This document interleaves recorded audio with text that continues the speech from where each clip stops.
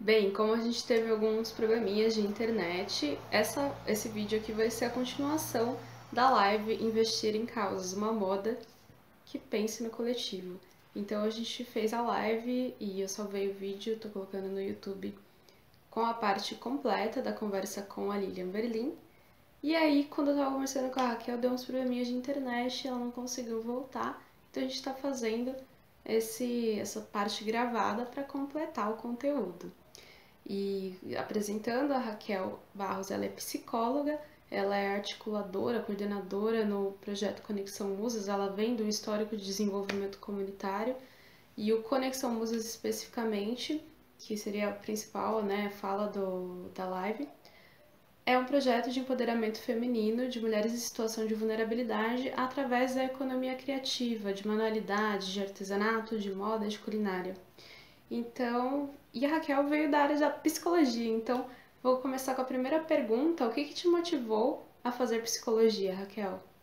Eu sempre soube que eu queria fazer psicologia. Não sei exatamente por quê. Eu tenho a impressão de porque eu gosto das pessoas. Eu sempre gostei de Como pessoas. que foi que a sua trajetória te levou ao desenvolvimento Já na comunitário? faculdade, eu comecei trabalhando, desde o primeiro ano, eu comecei trabalhando em favela, com pessoas em vulnerabilidade. E comecei a perceber que para fazer a psicologia, não necessariamente eu precisava fazer uma psicologia individual, aquela do divã, mas que de repente eu poderia trabalhar as mudanças através do coletivo.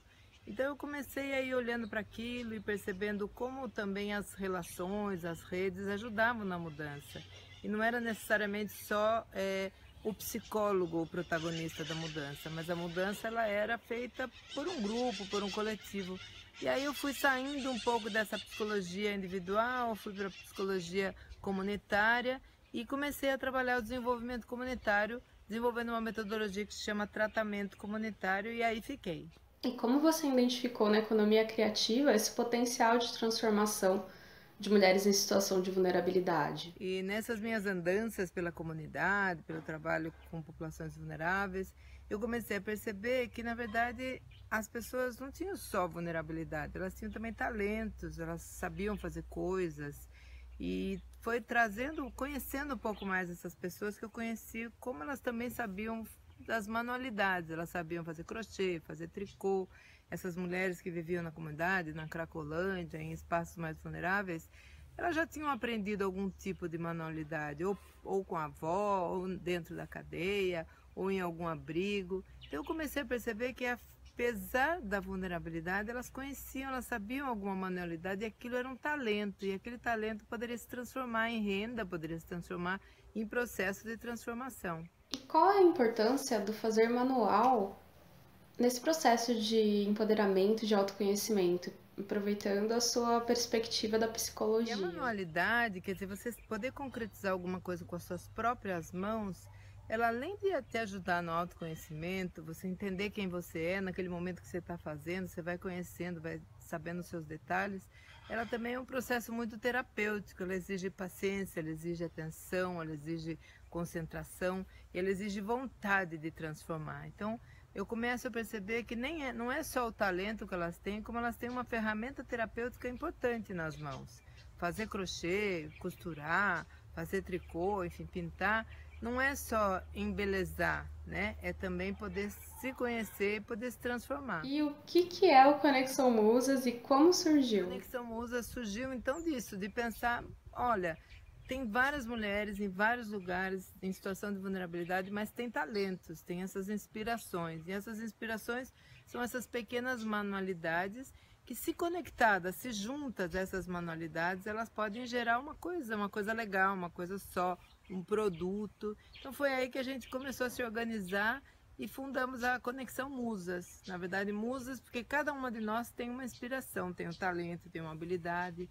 E não somos só nós, todas as que estão numa situação de vulnerabilidade, todas as pessoas que estão em dificuldade. Então a ideia das musas é: eu sou musa, você é musa, todo mundo é musa, né? Todo mundo é musa porque tem uma inspiração, porque sabe fazer alguma coisa que conecta. Então foi daí que surgiram as musas. Aproveitando, eu queria que você contasse alguma história de superação, os tipos de vulnerabilidade que as musas elas passam. mulheres identificam seus talentos, reconhecem que aquilo que elas sabem fazer é um talento, é uma inspiração que pode conectar, juntar com outras pessoas, ali já é uma história de superação. Então eu não posso dizer que existe uma história de superação. Acho que a partir do momento que a gente se conhece, que a gente conhece o nosso talento, a gente já está se superando. Então tem milhões de histórias de superação, mas eu vou contar uma, a Aline, por exemplo, uma menina da Cracolândia que morava lá, e ela se juntou numa das nossas imersões, que são encontros de 2, 3 dias, para que cada uma dessas mulheres traga seus talentos, troque seus talentos com elas, entre elas. E a Aline veio, né, da Cracolândia, toda animada, enfim, ensinou a gente a fazer tricô, aprendeu a costurar, e de repente ela volta para a Cracolândia, mas ela na verdade começa a costurar, né, apoiar a costurar. E semana passada ela me ajudou, a gente foi fazer a distribuição de máscaras, nas quais ela também produziu máscaras para distribuir para as pessoas na rua. E essas máscaras saíram desse conhecimento dela, desse talento que ela tinha. Hoje ela não está mais, um mês depois, ela percebe que não é o lugar dela a Cracolândia. E ela passa a produzir máscaras e apoiar pessoas a usarem as máscaras. Essa é uma grande superação. E quais os desafios que você vê para a moda abraçar mais causas e pensar cada vez mais no coletivo? Eu acredito que os desafios da moda estão aí, né? Eu acho que essa questão do coronavírus está nos ajudando também a entender o como é importante colaborar, o como é importante trocar, o como é importante não ter só o nosso, né? Poder juntar o nosso, aquilo do outro. Eu acho que o grande desafio da moda é poder proporcionar encontros verdadeiros onde a gente possa gerar essa conexão. Então, fazer moda é poder colaborar, estar com, né? Não é fazer o seu próprio. Passou dessa época em que o grande estilista era aquele cara que fazia sozinho, poderoso, o grande herói. Hoje a moda é o coletivo, hoje a moda é o colaborar. O mundo, o futuro é colaborativo. Futuro não, o mundo já é colaborativo e a moda é assim, tem que ser E colaborativa. para finalizar, o que é moda para você, Raquel? Acho que a moda, ela vai além de uma roupa bonita, né? A moda vai além de você estar, de alguma maneira, costurando, né? A moda, ela tem que ser mulheres felizes, todas as mulheres felizes. Então eu imagino que, por exemplo, quando as pessoas falam assim, ah, mas você vende bolsa, você vende máscara, não. O meu produto final são mulheres felizes. Essa é a minha moda. Essa é a moda do Musas, é que as mulheres sejam felizes. Então, o desafio é a gente entender que, na verdade, não tem produto, não tem uma produção. O que tem é um contexto, né? Um ecossistema, uma questão orgânica que faz as pessoas felizes. Isso é moda. Muito obrigada, Raquel, por a gente poder continuar esse papo aqui na versão gravada. Então, este vídeo é a continuação do que rolou na live, que era investir em causas, uma moda que pense no coletivo. A gente começou com a Lilian Berlin, eu já subi o vídeo que eu salvei da live no Instagram.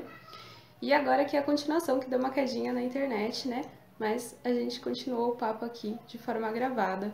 Deem uma olhada no Instagram, no @conexãomusas, que é um projeto maravilhoso de empoderamento feminino através da economia criativa, da culinária, da moda, do artesanato em geral. E muito obrigada por todas as suas contribuições, Raquel, obrigada por todo mundo que se envolveu com a Semana Fashion Revolution, que esse evento fez parte também da programação. Semana Fashion Revolution Brasil, que foi totalmente digital.